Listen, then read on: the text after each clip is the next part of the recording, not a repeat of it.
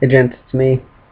Don't know if you can tell, the sore throat, playing hurt this week, but nothing will stop me from bringing you your beloved Shack. Not much to report on from around the league this week. A mild amount of waiver wire action, but really just some interesting games. So let's start talking about them. Least interesting game probably was the one between Nico and Jesse. Nico and Hedgie. I'm sorry. Biggest item of note here is we're in week 6, and Hedgie still. We just finished week 7, and Hedgie still has not scored less than 100 points. This is rarefied air, boys. That's territory that none of us have ever seen before. So, out of any of our own teams, let alone Hedgie's. Pretty cool stuff. Hedgie got a nice win here and moved up to 4-3, and in a position to stay very competitive in the hunt for the Blue Division title. Next least interesting game probably was between me and BG. Everybody expected BG to win this game. BG won this game. My biggest downfall, I would say, in this game was just the fact that well over half of my team was on a bye. So I guess you'll have that sometimes, and my team has underachieved in some of the more important moments this year anyway. Nobody expected me to win, including myself, and that was exactly what happened. Surprising game, not necessarily in the outcome. I think everybody thought the game between Justin and Kevin was a tough one to call, but surprising in surprising in that Kevin really, his team did not show up very well for this game. Only put up 69 points. Justin, like I said, he lives in that 80 to 95 point. He's going to put up a solid number every single week range. And that's right where he was. He scored 91 points and came away with a very solid victory, 91-69. Another interesting game here between a couple Core 4 stalwarts. Devin squared off against Jesse. For all intents and purposes, Jesse's team didn't really have a bad game. I mean, AJ Green underachieved a little bit, but he had decent outputs from both of his running backs, which is a great step for his team. If his running backs start producing, he had nice production out of a quarterback position. So there was a lot of silver lining for Jesse out of this game, but like we talked about last week, Devin just piecemealed together a really good week. His wide receiving core just went off. Percy Harvin was the low scorer on his wide receiving core with 12 points. The other two wide receivers put up 26 and 23 respectively, and then the Vikings defense went off for 24 points.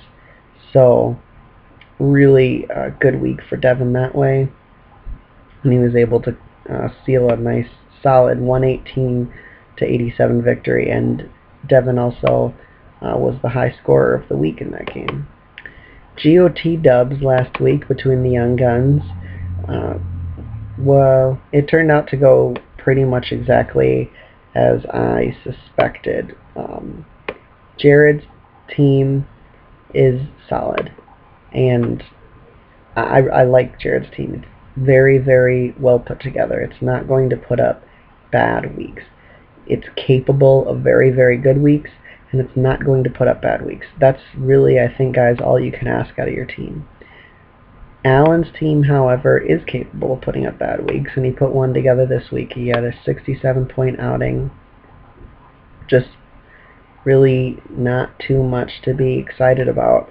And I think, obviously this loss showed that when Matt Ryan is out, Roy's boys are probably in some trouble because that's the heart and soul of Allen's team. That's where he's going to stay into that 80-point range on a week-to-week basis, in my opinion. So the Falcons had a bye, and Allen couldn't crack even 70 points. I don't think that's a coincidence. So Jared comes away with a very solid victory and manages to stay within spitting distance of BG, although I don't anticipate anybody catching him. So coming into this week, we've got some nice matchups. Oh, sorry, one last thing we want to talk about. Close up shop last week. Very, very good performance out of the four guys that have been sticking with it.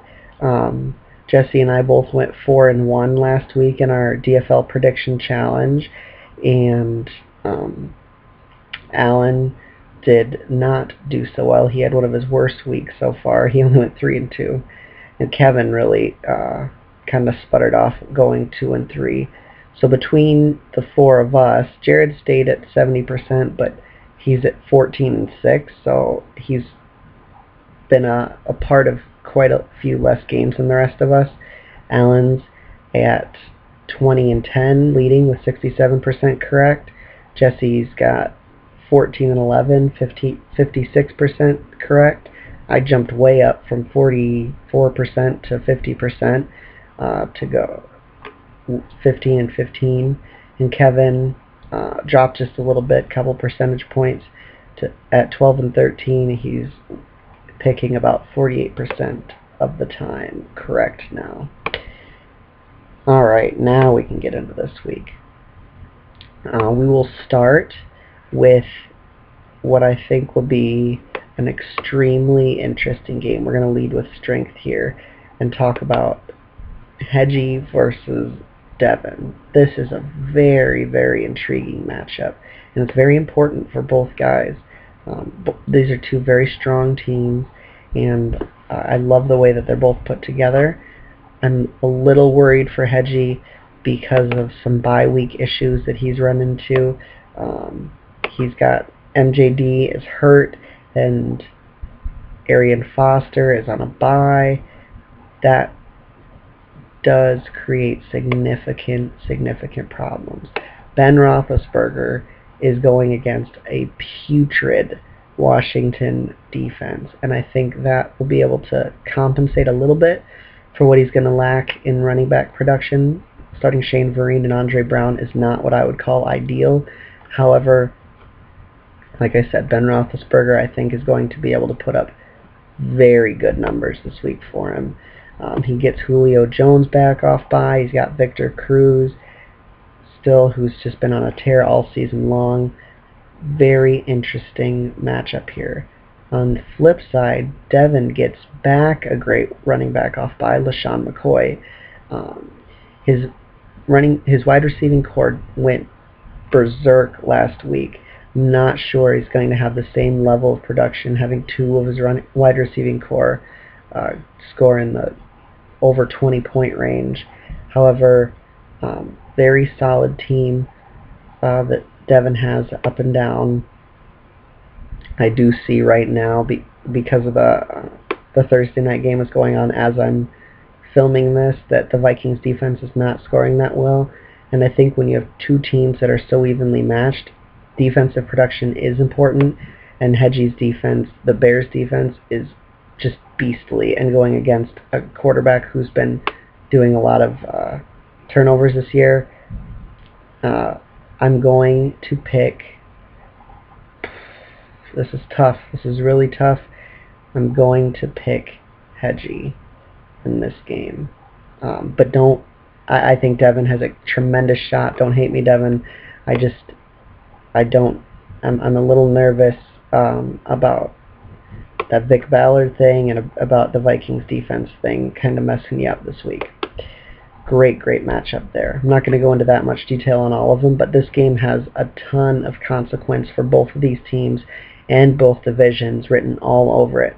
So it's a really important game as far as the season is concerned. Next matchup, intriguing little ditty between me and Justin. Justin managed to get that win last week that he needed so desperately to just stay in contention, stay strong in his division. I had a pretty down week, but overall, I still believe that my team is talented. It's just matchup-wise, I haven't had good matchups on weeks that I've had a lot of the good weeks that I've had, and I just things happen. I've had quite a few bad weeks, and my team started slow, so I'm 1-6. I do think I'm going to win this week. I think it's going to be a very good matchup. I think it's going to kind of be a barn burner, go down all the way to the wire in the Sunday night game, and we'll see what happens. ESPN has me winning by 128 to 101. I don't think I'm going to win by 27 points. I will pick myself tentatively to win by less than 5 points. I think this is going to be a great game. Less than 5 points means Justin, it's pretty much a push, and I hate picking against myself, so I'll pick myself to win, but not be surprised when I lose. Next game I'd like to talk to y'all about is between a couple of just up-and-comer teams that I think both really need this win to show that they are who they want us to believe they are. Kevin has just been kind of a roller coaster ride this year, and winning this week would really solidify things for him when he heads up against Jared.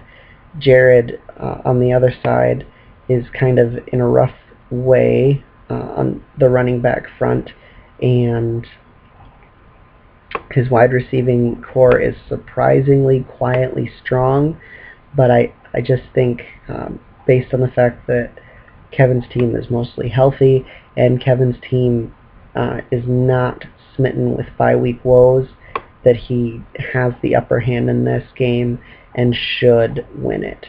So I will pick Kevin. Unfortunately for my team, I will tentatively pick Kevin to win this game.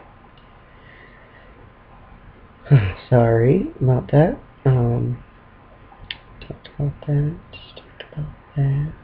Oh, very uninteresting game between Jesse and Nico. I have a bad feeling about Jesse in this game. Well, I did just before a second ago. Looks like Adrian Peterson did what he was supposed to do, and so yeah, Jesse's in the driver's seat. This game should not be very interesting.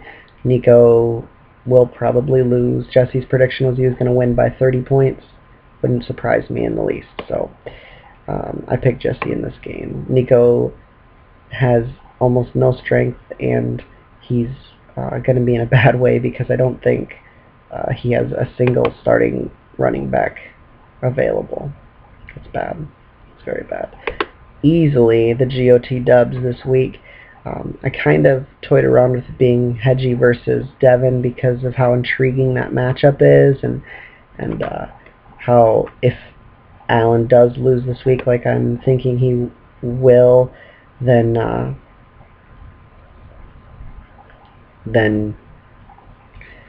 Hedgie would be in the driver's seat, potentially for getting his place, his very first division title. But if you've got a 5-2 against a 6-1 team, that's got to be your game of the week, and so it is. Matt Ryan versus Drew Brees, great matchup. Frank Gore and Sean Green versus Matt Forte and Jamal Charles, not as good of a matchup. I think BG is much stronger there, but I'm very, very interested to see how this game turns out. I still am not a believer in Allen. I told you I wasn't a believer last week, and you proved me right to not quite be in your camp yet. As a result, I'm picking BG to win. His team is very, very strong, and I don't see it dropping off this week. Well, boys,